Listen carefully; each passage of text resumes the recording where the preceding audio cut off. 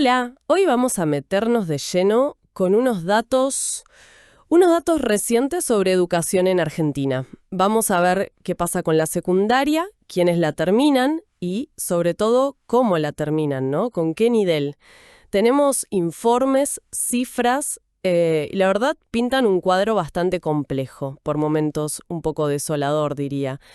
La idea hoy es desmenuzar esto, entender qué nos dicen los números, ver las desigualdades que saltan a la vista y, bueno, pensar un poco en qué significa todo esto a futuro. Mi primera reacción fue de preocupación. Bueno, vamos a desglosar esto. Sí, tal cual. Meterse a mirar estos indicadores es clave.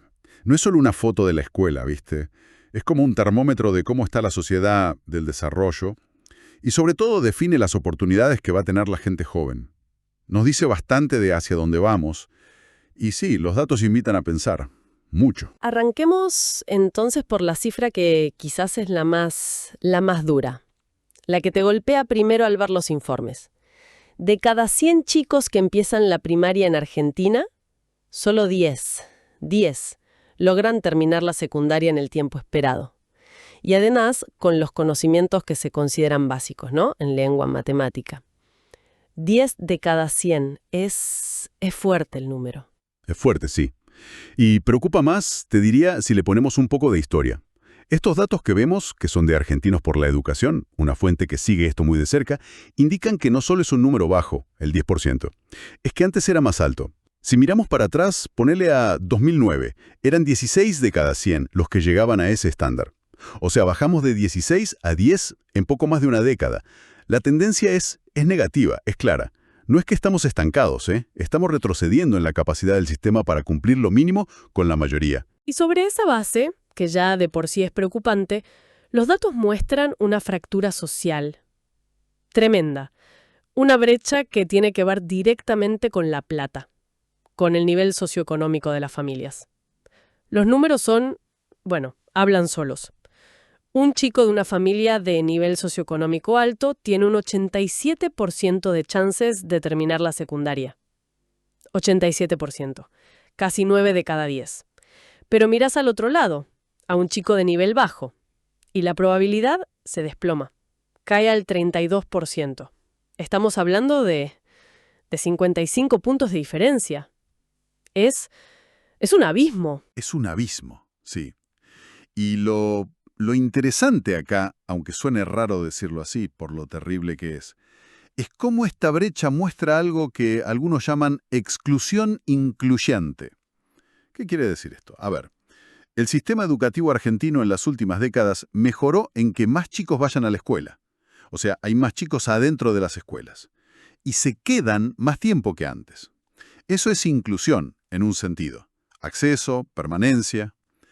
Pero, y acá está el truco, digamos, esa inclusión física, estar ahí, no significa que aprendan lo que necesitan. El sistema los retiene, sí, pero falla. Falla mucho en darles las herramientas, los conocimientos que se supone que la escuela tiene que dar. Es como incluirlos de nombre para después excluirlos igual de las oportunidades reales.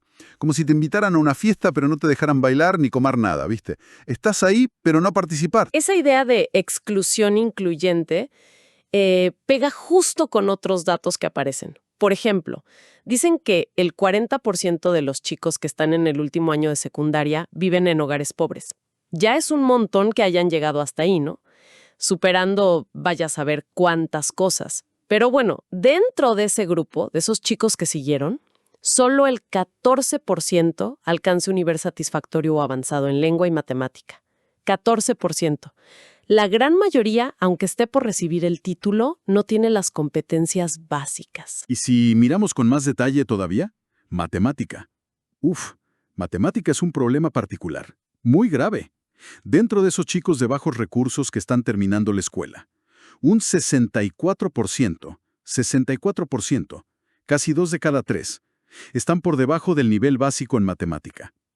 Paremos un segundo a pensar qué significa eso. Estar por debajo del básico.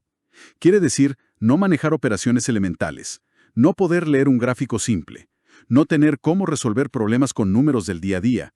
Y si conectamos esto con, bueno, con cómo es el mundo hoy, el trabajo, los estudios, las consecuencias son tremendas. Las matemáticas hoy te las piden para todo. No solo para carreras científicas o de ingeniería, para un montón de oficios técnicos buenos, para formación profesional. Les estamos cerrando puertas, directamente. Les limitamos las opciones de vida antes de que salgan de la escuela. Es muy duro. Y parece que hay una edad, ¿no? Un momento donde el riesgo de que todo se corte es más alto. Los informes hablan de los 17 años, como un punto crítico. Ahí se concentra mucho el abandono escolar. ¿Qué pasa ahí? Claro, a los 17 estás en los últimos años de la secundaria, ¿no? Y ahí se juntan varias presiones. Sobre todo para los chicos de familias más humildes. La necesidad económica es una razón central. La presión por salir a trabajar, a hacer changas, a traer algo de plata a casa, se vuelve muy fuerte. Hay un dato en el informe que es muy claro. El 55% de los varones pobres, que además tienen bajo rendimiento escolar, a esa edad ya están trabajando, intentando hacer las dos cosas o directamente dejando la escuela. Y en el caso de las chicas, bueno, el embarazo adolescente también aparece como un factor importante, que muchas veces las obliga a dejar. Son como presiones de afuera que la escuela no llega a bancar, a compensar. Es como un círculo vicioso, ¿no? La pobreza te empuja a dejar la escuela. Te vas a trabajar en algo precario, de baja calificación seguramente. Y justamente no tener el título, no tener esa formación, te complica después para conseguir un trabajo mejor y salir de esa misma pobreza. Es como una trampa. Muy difícil salir sin ayuda fuerte y específica. Tal cual, es una trampa, exacto. La situación de origen se termina reforzando con la escuela, en vez de que la escuela ayude a superarla. Y a esta diferencia, por nivel socioeconómico, que es enorme, se le suma otra desigualdad que también preocupa mucho: la geográfica. Los resultados cambian un montón dependiendo de en qué provincia vivas. Hablábamos del promedio nacional, ese 10 de cada 100 que terminan bien. Pero si abrís por provincia, encontrás de todo. Por ejemplo, en Capital Federal, en Cava, son 23 de cada 100. Sigue siendo bajo, pero bastante mejor que el promedio. Ahora te vas a Chaco, por ejemplo, en el noreste, y ahí son solo 3 de cada 100. 3. Esa diferencia entre provincias es injustificable. En un país que dice ser federal, equitativo, lo que te están diciendo estos números es que tu código postal, dónde naciste en Argentina, define en gran medida tus chances educativas y, por lo tanto, tus chances en la vida. Eso choca de frente con la idea de igualdad de oportunidades y te hace preguntar si las políticas nacionales realmente llegan a garantizar un piso mínimo de calidad en todos lados. ¿Por qué esas diferencias? Y debe ser una mezcla de cosas, ¿no? Plata que se invierte distinto, la situación económica de cada región, problemas para conseguir maestros en algunas zonas, diferencias en cómo se gestiona, pero el resultado final es esa fractura, una Argentina educativa muy desigual. Y esto nos lleva a pensar en el tema desde otro lugar, ¿no? Desde los derechos humanos. Porque lo que estamos viendo no es solo un problema de gestión o de eficiencia. Cuando el sistema falla así, tan seguido, en dar una educación de calidad para todos, sobre todo para los más pobres, se está violando un derecho humano básico, el derecho a la educación, que está en la Constitución, en tratados internacionales que firmamos. Pero el efecto no termina ahí, ¿verdad? Va más allá. Exacto. Los derechos humanos son como una red. Están todos conectados. Son interdependientes, integrales. ¿Qué significa? Que si no se cumple uno, eso afecta a los demás. Es como un efecto dominó. Si falla el derecho a una educación de calidad, como vemos acá, se afecta el derecho a un trabajo digno, porque tenés menos herramientas, trabajos más precarios. Se viola el derecho a la igualdad de oportunidades, clarísimo con las brechas que vimos. Se limita el derecho a desarrollarte como persona, a participar en la cultura, en la vida ciudadana. Se hace más difícil salir de la pobreza. Es toda una cadena. Y esto plantea una pregunta importante sobre qué tiene que hacer el Estado. Argentina firmó acuerdos como el Pacto de Derechos Económicos, Sociales y Culturales, y ahí no solo se comprometió a garantizar estos derechos, sino que aceptó un principio clave, el de progresividad y no regresividad. O sea, tenés que ir mejorando, avanzando, Y sobre todo, no podés ir para atrás, no podés empeorar la protección de un derecho. Y estos datos que muestran una caída en los resultados, ese paso de 16 a 10 de cada 100, bueno, desde esta mirada, podrían ser una señal de alerta. Una luz roja sobre si se están cumpliendo esas obligaciones internacionales. Y acá se pone más interesante o más complejo quizás. Hay otro dato que me llamó mucho la atención. Cuando miramos a ese grupito chico, ese 10%, los que sí terminan la secundaria a tiempo y aprendiendo lo esperado. Dentro de ese pequeño universo de éxito, resulta que el 64%, casi 2/3, van a escuelas privadas. Solo el 36%, poco más de un tercio, vienen de escuelas públicas. Y esto, claro, te hace mirar los desafíos que tiene la educación pública, ¿no? Que es la que recibe a la mayoría, sobre todo a los que tienen menos recursos. ¿Cómo leemos esa diferencia tan grande? Es una diferencia muy marcada, sí, y hay que analizarla con cuidado. Pueden influir muchas cosas. Las escuelas privadas suelen tener más recursos, a veces pueden elegir a sus alumnos, lo que crea un grupo de partida socioeconómicamente más favorable. Quizás tienen más libertad para gestionar algunas cosas. Pero ojo, no podemos saltar a decir la privada es mejor y listo.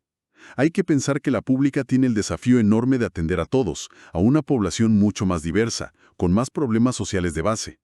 Dicho esto, la diferencia es tan grande que sí sugiere que la escuela pública está con dificultades serias para lograr buenos resultados de aprendizaje, incluso con los chicos que sí terminan. Y a esto se le suma la pandemia, que parece que empeoró todo. Porque si bien es cierto que, medio raro, ¿no? Ahora se quedan más chicos hasta el último año. Quizás porque se bajó la exigencia o las políticas para pasar de año son más flexibles. Las mediciones de cuánto aprendieron después de la pandemia son preocupantes. En matemática, por ejemplo, entre las pruebas de 2022 y las de 2024, el resultado promedio cayó 5,5 puntos porcentuales. Es un montón en 2 años. Algunos expertos dicen que esto es una crisis silenciosa o una bomba de tiempo. Silenciosa porque no está en los diarios todos los días, pero las consecuencias a futuro pueden ser devastadoras para la gente, para el país. Volvamos un poquito a ese 10% que sí lo logra, los que terminan bien.